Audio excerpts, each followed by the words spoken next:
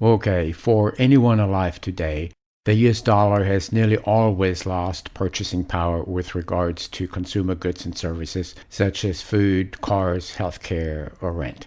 There were a few brief periods when the dollar gained in purchasing power, but those periods are rare, and the Fed despises situations where workers are able to buy a little more with the fruits of their labor. In my lifetime, there were only two such periods, from March through October 2009, and a teeny-weeny bit during the oil bust of 2015 when energy prices collapsed. During my lifetime, the dollar has lost 90% of its purchasing power.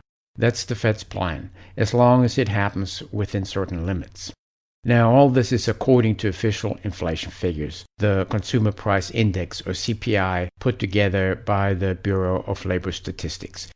The CPI is critical because it is used for inflation adjustment purposes across the spectrum, such as inflation index treasury securities, measures of quote-unquote real wages, cost of living adjustments for Social Security benefits, or measures of real yields or real returns on investment or real GDP. But when goods and services get more expensive, and that's what we're talking about here, there are two factors involved. One factor is that the dollar loses its purchasing power, meaning it takes more dollars to buy the same thing over time. A haircut at a barber shop used to cost me $15 some years ago.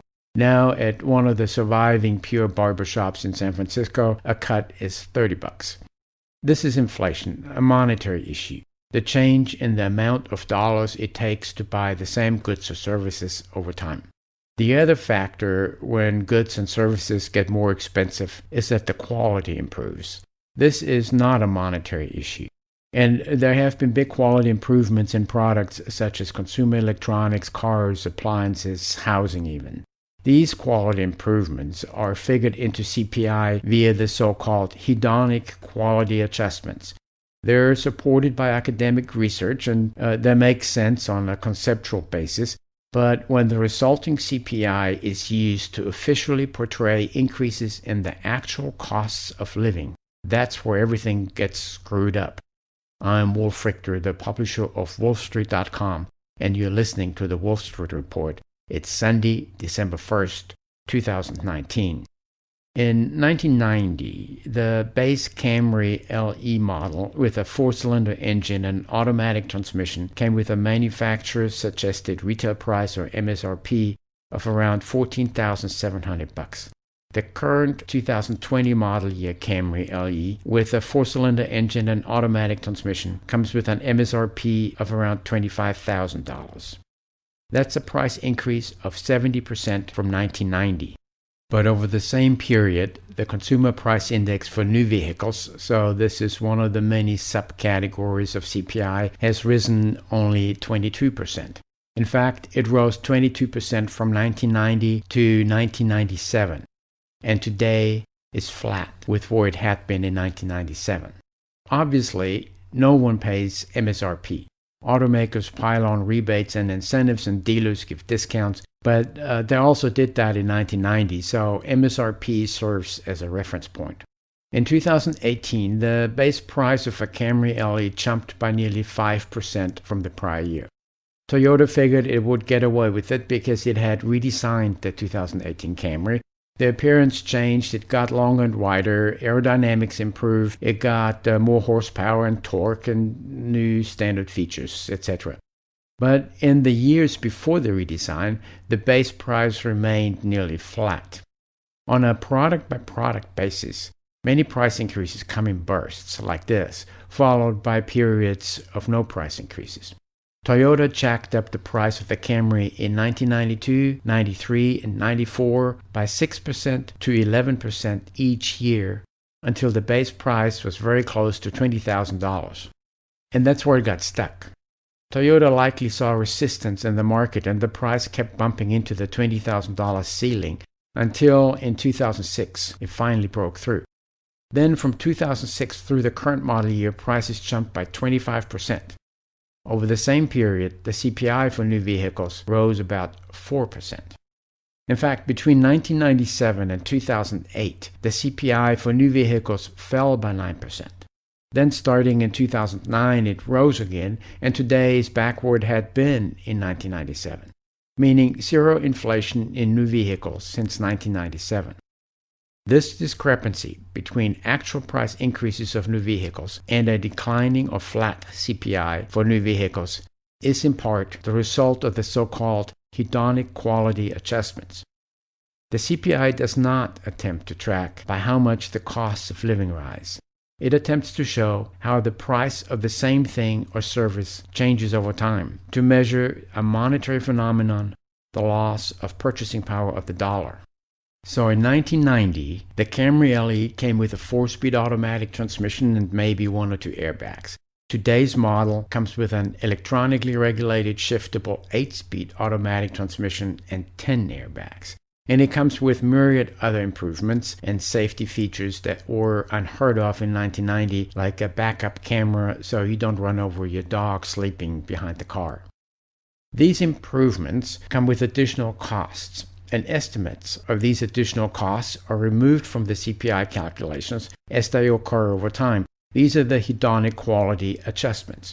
The theory is that the vast majority of that 70% price increase of a Camry since 1970 is due to quality improvements, with buyers today getting a far superior Camry, and that only a smaller part of that 70% price increase is due to monetary inflation, namely the dollar losing its purchasing power. But consumers can no longer buy a new 1990 Camry today. If they buy a new car today, they have to buy these quality improvements, and they have to pay the price for them. The CPI for new vehicles weighs about 3.7% in the overall CPI. This principle applies to other product categories as well, such as used vehicles. The CPI for used cars and trucks has declined by 11% since 1995, while the actual prices have surged.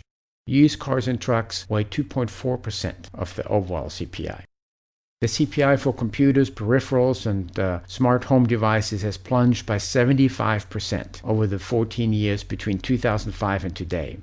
Computers and other electronic devices have gotten a lot more powerful, with a lot more memory and storage space and numerous new features, while prices have declined. The CPI for telephone services, so this is your cell phone or landline bill, has dropped 11% over the past 20 years. You may well pay more for your cell phone bill than you did in 1999, but you're getting a lot more too, whether you want it or not. Now you have a supercomputer in your hand with broadband data access to the internet. Telephone services weigh 2.2% in the overall CPI. Housing is the biggie. The category shelter includes rents and owner's equivalent of rent of residence. Shelter weighs 1/3 of total CPI. Improvements in heating and AC systems, appliances, kitchen and bathroom fixtures and finishes, safety features, alarm systems, smart devices, energy efficiency, etc. They're all quality improvements that occur over time, and estimates of those costs are removed from the CPI of housing costs. In addition, it could very well be that the costs of the quality improvements have been systematically overestimated, and as these systematically overestimated costs are then removed from CPI, inflation as measured by CPI would be systematically understated. So we get this twofold situation. CPI measures monetary inflation, namely the dollar loses its purchasing power. But the actual costs of living, what people pay on a daily basis to get through life, increase far faster than monetary inflation, because people are also paying for the quality improvements whether they want to or not. And so life gets relentlessly more expensive. For this reason, CPI should never be considered a measure of cost of living increases. But that is precisely how it is being used, and that's the problem. For example, the cost of living adjustments or COLAs for Social Security benefits are based on CPI. But the actual increases in the costs of everyday life due to these quality improvements far outrun monetary inflation. And this has the effect of pauperizing people on Social Security, even those who were okayish during the first few years of receiving benefits. but 20 years down the road, they're living in conditions that have become miserable. Calling these inflation adjustments to Social Security quote-unquote cost of living adjustments is an official lie designed to fool people. CPI is also used to adjust household incomes and wages and GDP and everything else for inflation. For example, full-time male workers' wages, when adjusted for inflation via CPI, so the so-called real wages, have been flat since the 1970s, according to Census Bureau data. Full-time female workers' real wages have grown over the period, but from a much lower base. And due to the real wage gains for female workers, overall real wages have grown a little. But this overall number hides the fact that men's real wages are still flat with the 1970s, and that these men are facing a world where the actual cost of living have risen far beyond the pace of CPI, largely due to the hedonic quality adjustments.